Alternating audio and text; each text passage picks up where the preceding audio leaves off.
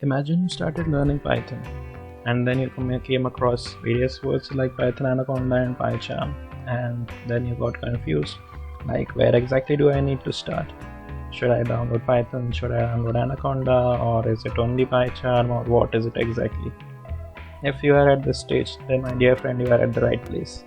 So hello viewers, this is Chandra Gaikwad with yet another video on these three important parts of learning Python, that is Python, Anaconda and PyCharm. Okay, so first things first, let's understand what's Python. So Python is a programming language. So if you have a logical problem and you are trying to find a solution for that, then you can write a code in Python and you can execute it to get the desired output. So if you want to start coding in Python, you can directly go to your browser and you can download Python from the official website, that is python.org.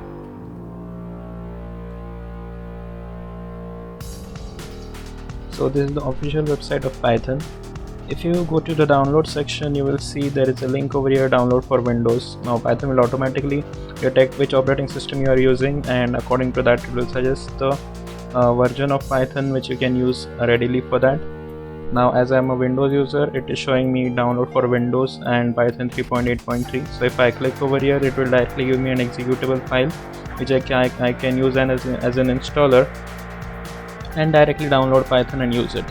But if you are a user other than Windows, so you can go to the full list of downloads, which is this one. Here you can see you have options for Linux, Mac and other operating systems as well. Other than this, if you want to get the Docker images for Python, then also you can move, you have a link for that over here as well. Okay. Now another major question which the users commonly ask is that which version of Python should we install? Should we install Python 2 or should we install Python 3? So yes, let's get the answer over here with the proof. So see, we are having a version which is mentioned over here, that is 2.7. This is the list of downloads basically. So it shows over here that the end of support for version 2.7 is 1/1/2020, which has already passed at the time of recording this video. So as we are not having any community support, so it clearly means that there would be no more additions to this version. So it's clear that we should install Python 3 and the versions which are ahead of Python 3. So you can install anything from Python 3.5, 6, 7 or 8 as per your need. And also it's mentioned that end of support for all of these versions is in future, so there would not be any problem while using this. Also you will get lot of bug fixes, you will get advanced concepts which you can use in your coding. So once you are done, you can just choose any one of these and you can install the Python version which you want. So once you are done, you can go to the environment variables. You can just go to start and mention environment variables. So here it's environment variables. Once you click on that, you will get a variable here known as path. Just go to edit and you can just see it will be installed somewhere in C drives, users and the app data folder somewhere. So that link, that location wherever the Python is installed, just copy that path and you can add it to your path variable. So once you have added it, you can use Python from anywhere from your system. So that is basically needed for the installation to be completed. Okay, so now once you are done, you can directly get the Python shell over here. Okay, so this is the Python shell. You can directly code over here, say print hello world, the pretty simple first program in Python or any programming language which you come across. So it's the hello world. So yes, you don't need to write anything much other than a simple print statement. So that's the beauty of Python. And this we are writing in the Python shell. Now we are done with almost the first thing.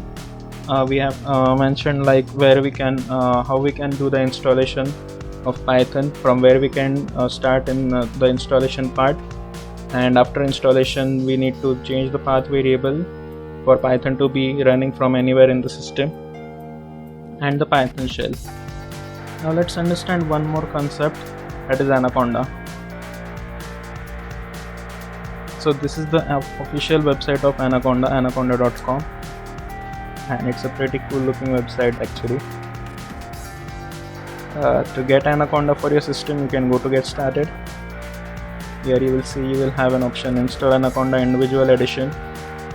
It's for individual PC basically.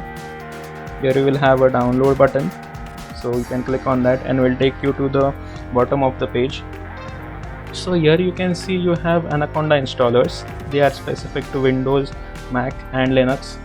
So again, whichever operating system you are having, you can select the operating system, and according to that you can select the installer and you can install Anaconda. Again, it's recommended that you install Python 3 only, because the support for Python 2 will not be there hereafter. Okay, so once you have installed, once you click on this installer, you will get an exe file same like Python. You just need to click on next and you can install Anaconda. Again, same like Python, you will get an Anaconda shell as well. But the basic thing what we are trying to find here is what is the difference between Python and Anaconda. Okay, so let's see the difference right over here. So once we have installed, we'll get the Anaconda prompt over here. Now this is the Anaconda prompt. If we open Python in this will be the Python shell of Anaconda. Now if you go to the Python shell and if you say import pandas, say, okay, so import pandas didn't give me any error because pandas I have installed by default with the Python installation. If I say import numpy, even numpy won't throw me an error because I have installed it some days back. But if I say import scipy, this will throw me an error because Python does not install scipy with the by default installation. You need to explicitly install these libraries for your use in your projects. But on the other hand, if you come to the Anaconda prompt and if you say import numpy,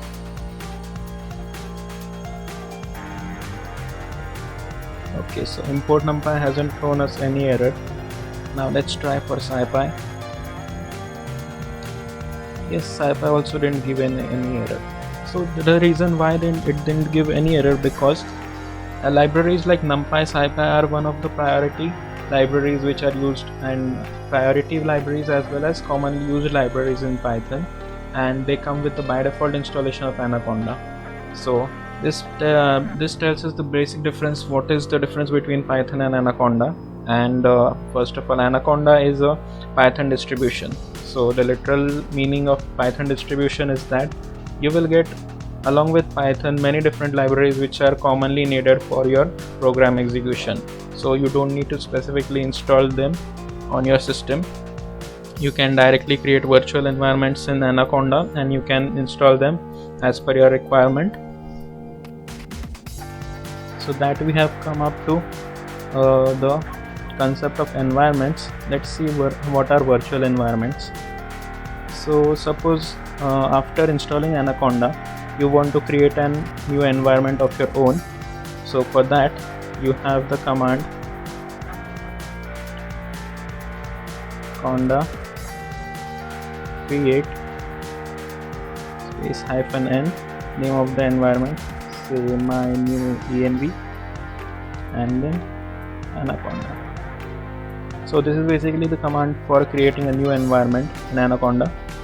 Let's hit on this.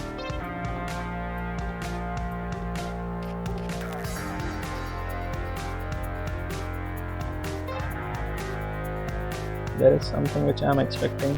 Okay, yes, this was the thing which I was expecting to show you. Now after when we executed this command, it's showing it as failed. So the reason why this has failed, it is because of the conda HTTP error, which is one of the most common errors which are coming for the users. So I would like to show you why this happens.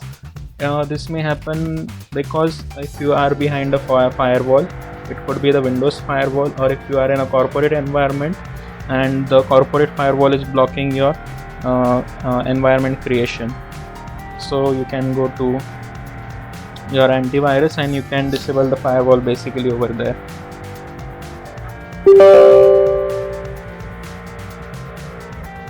So just go to your firewall and just disable it for the time of creation of your environment. So now I have turned off my firewall, and let's try the same thing again.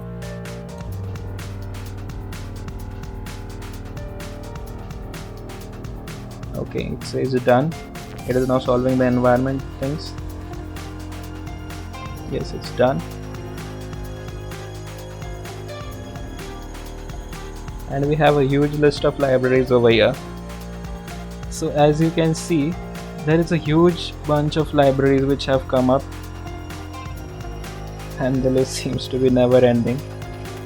Okay, so let's understand what are these libraries and which are they exactly. Okay, so as you can see, with the creation of your virtual environment, you will be getting all these libraries in your basket. So priority libraries which will be installed are NumPy.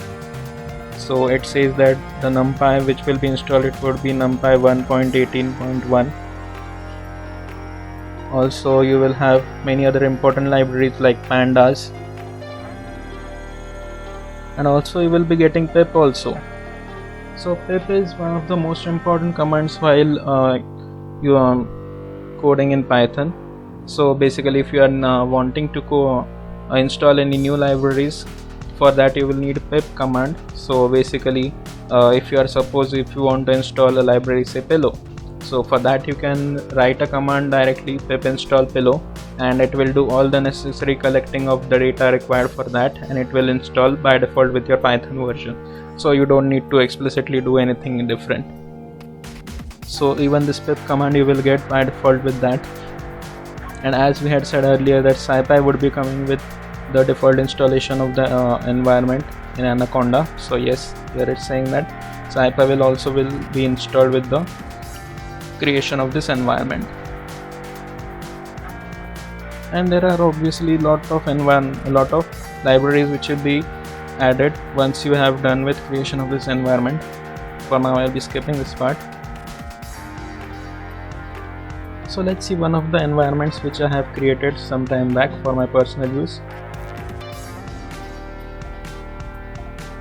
So my Django env. So this environment I had created some time back for execution of Django projects, and if you want to activate your virtual environment, so the command for that is activate. So once you write this command activate and your environment name, that environment will be activated. So yes, if you see here earlier, it was showing as base, means you were in the root environment of the Anaconda. But when you said activate my Django env, you are now in the virtual environment my Django env. So here basically you can add your own libraries, or you can use the basic libraries which are provided by Anaconda. Mostly the most important libraries you will be having already in your basket, but some typical libraries which are not provided with the installation, you can explicitly install it using the pip command.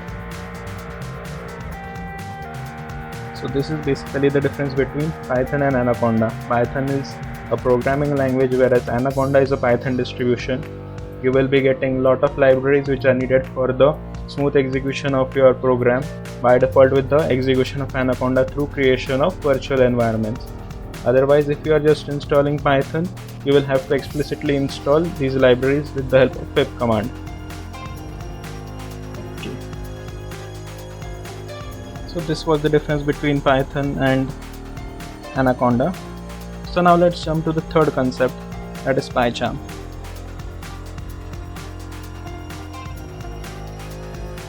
If you just search for PyCharm, you will get this first link over here, which is from JetBrains.com, which is for PyCharm. Now yes, yet another confusion which the viewers are having is whether Python and Anaconda and PyCharm, all three are needed, or we can install any one of them, and is Anaconda and PyCharm similar.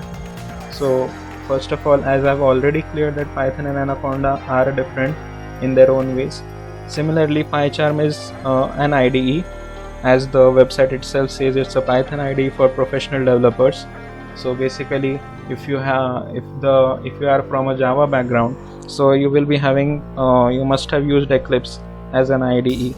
So basically, as you have Eclipse for Java, same way we are having PyCharm in Python environment. So it's not that PyCharm is the only IDE. There are a lot many of them, and but PyCharm is one of the best. So you can try this. Other than this, we also have VS Code. There is also, some of them also prefer Notepad++. Notepad++ is just an editor, but still there is a lot of support for Python there as well. So if you are a newbie, you are joining you have joined just now into the Python environment, so it's recommended that you don't go with these kind of things, because they will give you a lot of a spoon feeding kind of thing, and you won't learn it by yourself. So it is better that you can start with something like Notepad or thing, so that you completely type it by yourself, and so that you can more of master the syntaxes, which is most important for a beginner. Okay, so once you are on this website, you can just go to the download section. It says that you can download one of the versions, that is professional or community version, and according to the operating system you can choose the version of PyCharm which you want to download. If you are a Windows user, you can directly download it from here. Otherwise, if you are a Mac or Linux user, you can similar way go to these links as well. Professional version says that if you are going to work in some web development kind of scenario, which needs HTML, JS, SQL support, so then you can download the professional version. Or if you are just going for pure Python development, you can use the community version, and you can download it from here. And similar to a trivial installation, you just need to click on download, and the installer will be downloaded, and you can install it just by clicking 2-3 clicks of next. So these are basically the three things: Python, Anaconda, and PyCharm. You can use PyCharm as just like an editor. It's an IDE basically. So after explanation of all these three things, if you still have any other doubts, you can just mention them in the comment section. Please like this video, subscribe to my channel, so that you will be getting a lot of awesome stuff like these in upcoming videos. And I'll be also starting a Python tutorial series in the future, so that you can understand all the concepts with examples as well. Thanks for hearing. I'll see you in the next video.